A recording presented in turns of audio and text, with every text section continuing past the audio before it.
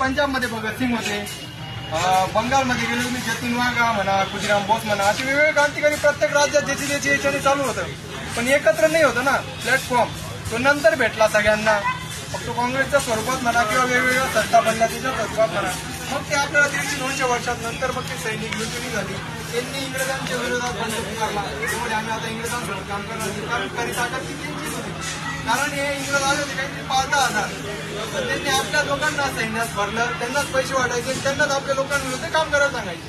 जसं आता पोलीस करते काही आर्मी काही गोष्टींमध्ये समजून घ्या, तसंच चालू आहे. पण बोलायला तयार नाही ना, म्हणून 150 वर्ष लागले.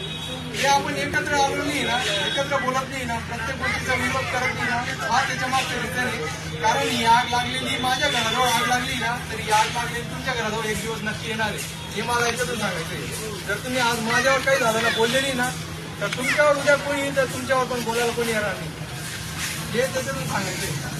कारण हे होतो इलेक्शन तुमचं सर्व काही ठरवतो. 5 वर्षांची निवडणुका येतात, तुमचं मतदान